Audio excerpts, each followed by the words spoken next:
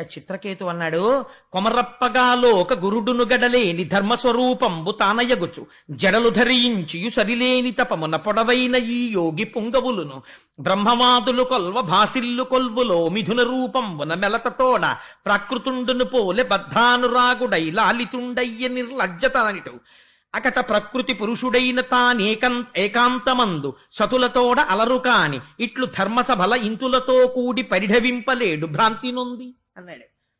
ఏమీ తెలియని అజ్ఞాని కూడా భార్యని కౌగిలించుకోవాలంటే ఇంట్లోకి వెళ్ళి కౌగిలించుకుంటాడు.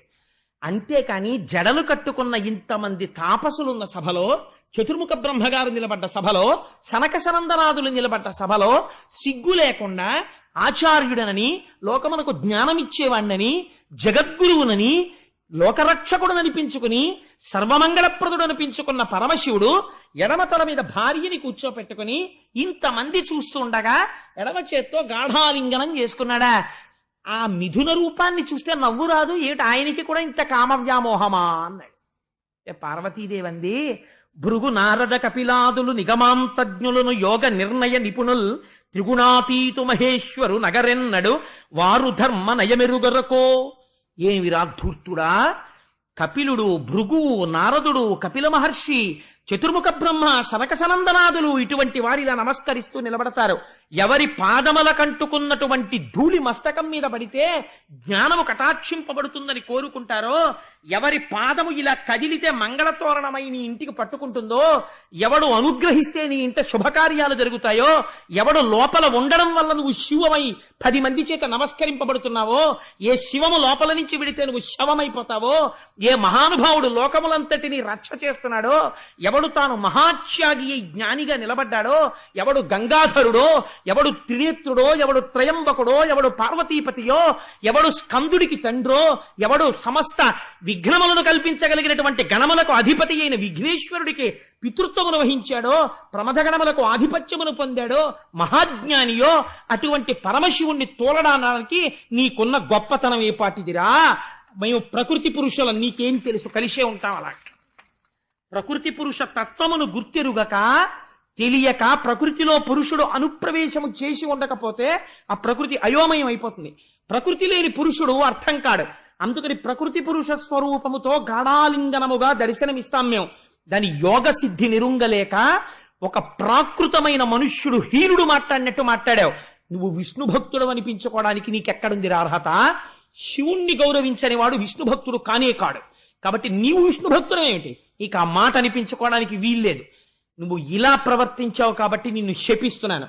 నువ్వు ఉత్తర క్షణము రాక్షసయోని యందు జన్మించి, కానీ నువ్వు చేసినటువంటి తపంబు చేత శ్రీమన్నారాయణుని చేరేదవుగాక అని అనుగ్రహిస్తే విమానంలోంచి కింద పడిపోయి తల్లి పాదముల మీద పడి సాష్టాంగ ప్రణిపాతం చేసి నమస్కరించి ఒక మాట అన్నాడు. అమ్మా, అనంతుడి దర్శనం చేశాను, సంకర్షణుడి దర్శనం చేశాను, ఆదిశేషుణ్ణి స్తోత్రం చేశాను, విమానం ఎక్కి తిరిగాను. కానీ ఎన్ని జన్మలలోంచో ఉండిపోయిన చిన్న అవిద్య, అజ్ఞానం ఎక్కడో ఉండిపోయింది. తల్లి, నీ మ్రోలకొచ్చి ఒక వెకిలి నవ్వు నవ్వాను, ఇంత శాపాన్ని పొందాను. అమ్మా, నువ్వు శపించినటువంటి శాపం నన్ను ఉద్ధరించడానికే అనుకుంటున్నానమ్మా. అలాగే నేను రాక్షసయోని యందు జన్మిస్తాను, నా అజ్ఞానము అక్కడతో తొలగుగాక అని నమస్కరించి క్షమార్పణ చెప్పి ప్రణిపాతం లేచి విమానం ఎక్కి వెళ్ళిపోతే పరమశివుడు అన్నాడు, ఇది శివుడు అంటే ద్వంద్వములు ఎరుగడు. ఆయన అన్నాడు, పార్వతి చూశావా, వీడు భక్తుడంటే. నువ్వు ఇంత శాపం ఇస్తే వాడు కసుగందలేదు, నేల మీద పడి సాష్టాంగం చేసి, అవునమ్మా నాది దోషమే, చూసావా ఎన్ని జన్మలలో ఉండిపోయిన విద్యో ఠక్కని పటమరించింది, ఇంత దర్శనం చేసిన. తల్లి, ఆ శాపాన్ని భరిస్తాను, నా అజ్ఞానం పోతే చాలమ్మా అన్నాడు.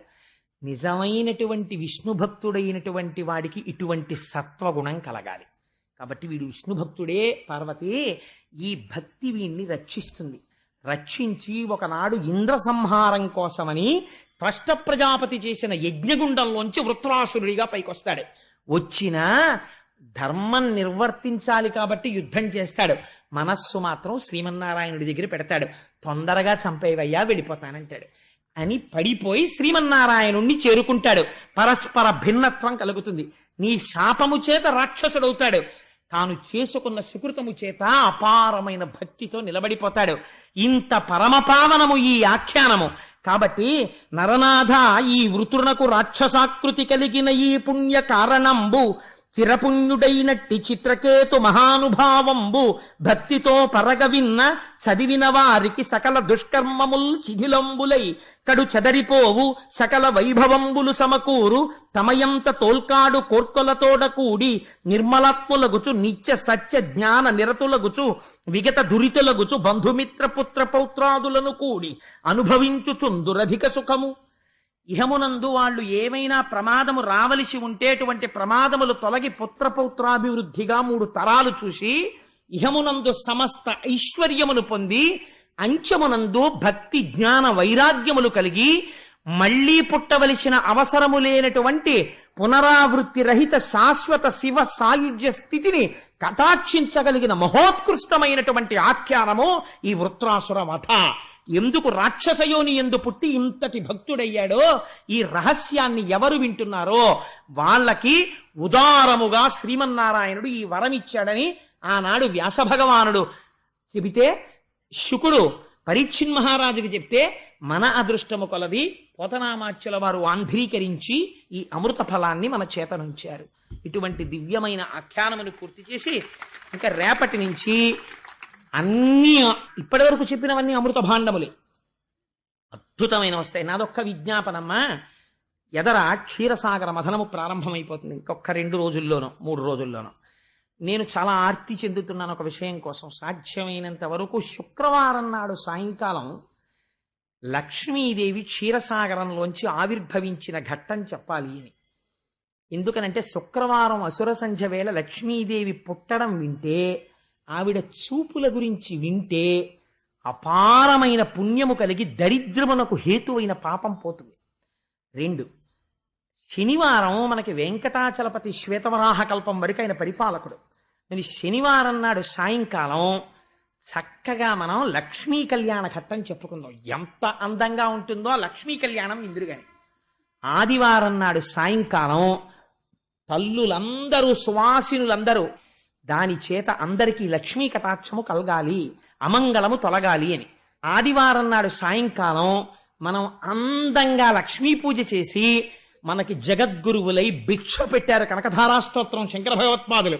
ఆ రోజు పూర్తవగానే పూజ, ఆడవారు మగవారు ఎవరు దరిద్రం అక్కర్లేదనుకుంటున్నారో, ఎవరు మంగళములు కావాలనుకుంటున్నారో, ఎవరు ఐశ్వర్యంతో భక్తితో జ్ఞానంతో వైరాగ్యంతో ఈ జన్మని సార్థకం చేసుకోవాలనుకుంటున్నారో అటువంటి వాళ్ళందరం అసుర సంధ్య వేళ ఇంతమంది తల్లులు కలిసి లక్ష్మీదేవిని అర్చించి శ్రీ సూక్తంతో కుంకుమార్చన చేసి ఇన్ని 100 మంది నీరాజనం ఎత్తినప్పుడు అమ్మవారిని ఇంతమంది తల్లులలో చూసి పొంగిపోయి ఇంతమందిని కలిసి విశ్వామరేంద్ర పద విభ్రమదాన దక్ష ఆనందహేతురధికం మురవిద్విషోపి ఈశన్ నిషీదతు మయిక్షణమిక్షణార్థ ఇందీవరోదర సహోదరమిందిరాయా అన కనకధారా స్తోత్రం చేస్తే ఎందుకు రక్షింపబడం? అమ్మవారి గురించి మనకి జగద్గురువులు అంతటి అభయం ఇచ్చారు శంకర భగవత్పాదులు. ఆ కనకధారా స్తోత్రాన్ని అనుసంధానం చేద్దాం. అంతటి మహత్తరమైన రోజులు వచ్చేస్తున్నాయి. ఇంకా రేపు ప్రహ్లాదోపాఖ్యానం వస్తుంది. ఎటువంటి ఆఖ్యానములో ప్రారంభమవుతాయి క్షీరసాగర మథనం అవి. అందుకని సాధ్యమైనంత వరకు శుక్రవారం నాడు తప్పకుండా అందరూ లక్ష్మీదేవి ఆవిర్భావాన్ని, శనివారం నాడు కళ్యాణాన్ని విని అందరం తరిద్దాం. చెప్పేవాణ్ణి నేను సమర్థుణ్ణి కాకపోయినా మీ ఆర్తి చేత మీరు తరించెదరుగాక, మీకున్న ఆర్తి చేత అని. ఈశ్వరానుగ్రహం ఎందుకు కలగదండి? ఆర్తి చేతనే వస్తుంది, అంతేగాని నేను సమర్థుడనని వస్తుందా? మీ ఆర్తి చేత వస్తుంది. అందుకని మనందరం సంతోషంగా ఇప్పుడు 11 మాటలు స్వామి నామం చెప్పుకుని బయలుదేరదాం. గోవింద హరి గోవింద గోకుల నందన గోవింద, గోవింద హరి గోవింద గోకుల నందన గోవింద, నిఖిల లోకేశ గోవింద, గోకులనందన గోవింద ఆనంద రూప గోవింద గోవింద హరి గోవింద గోకులనందన గోవింద శేషాద్రినిలయ గోవింద గోవింద హరి గోవింద గోకులనందన గోవింద పద్మనాభ హరి గోవింద గోవింద హరి గోవింద గోకులనందన గోవింద పరమదయాళో గోవింద గోవింద హరి గోవింద గోకులనందన గోవింద ఇహ పరదాయక గోవింద గోవింద హరి గోవింద గోకులనందన గోవింద శేషాద్రినిలయ గోవింద గోవింద హరి గోవింద గోకులనందన గోవింద ఆనంద రూప గోవింద గోవింద హరి గోవింద గోకులనందన గోవింద స్వయం ప్రకాశ గోవింద గోవింద హరి గోవింద గోకులనందన గోవింద పద్మనాభ హరి గోవింద గోవింద హరి గోవింద గోకులనందన గోవింద తిరుమలవాస గోవింద